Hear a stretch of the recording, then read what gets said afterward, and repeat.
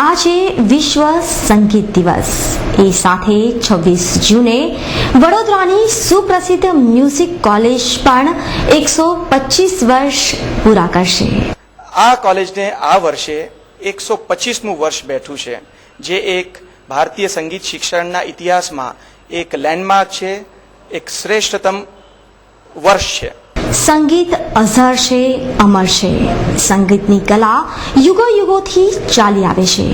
તેમાંય સંગીત પ્રધાન ભારતમાં રાજા રજવાડાના સમયે સંગીતનો દરબાર ભરાતો। વડોદરાના રાજવી પરિવાર પણ સંગીતને ભરપૂર માણતો હતો।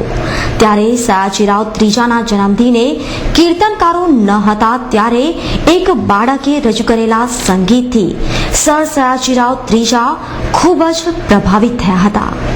સંગીત ગળથૂથીમાં જ શીખનાર એ બાળકે મોટા થઈ પંડિત ભાસ્કર બુઆ બખલે તરીકે વિશ્વભરમાં નામના મેળવી।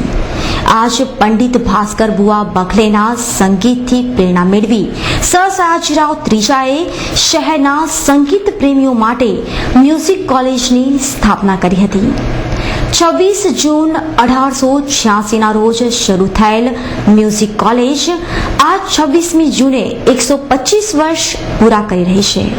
વડોદરા મ્યુઝિક કોલેજે અનેક નામી અનામી સંગીતકારો, ગાયકો, કલાકારોને પેદા કર્યા છે। આજથી 125 વર્ષ પૂર્વે શરૂ થયેલી મ્યુઝિક કોલેજે પોતાની એક આગવી ઓળખ ઊભી કરી છે।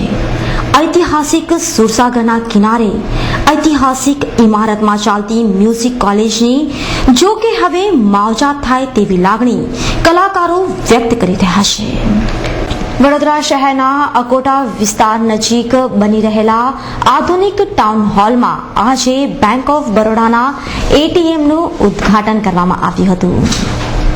વડોદરા મહાનગર સેવા સદન દ્વારા બેંક ઓફ બરોડાના ઉપક્રમે અકોટા રોડ પર અદ્યતન નાટ્ય ગૃહનું નિર્માણ કરાયું છે। આ જ કોલેજમાં આફતાબે મૌસીકી ઉસ્તાદ ફૈયાઝ ખાન જેવા દિગ્ગજ કલાકારોએ માર્ગદર્શન આપ્યું છે। સાથે સાથે ઉસ્તાદ અતા હુસૈન ખાન, ઉસ્તાદ નિસાર હુસૈન ખાન, પંડિત મધુસૂદન જોશીજી, પંડિત શિવકુમાર શુક્લા, પ્રોફેસર સક્સેના જેવા દિગ્ગજ સંગીતકારો, તેમજ professor Markand Bhatt, professor Chandravadan Chimanlal Mehta, professor Kubernath Tanjorkarji, Pandit Sundarlal Ganganiji, Anjaliben મેળ જેવા નૃત્યકારો એ અહીંયા માર્ગદર્શન આપેલું છે।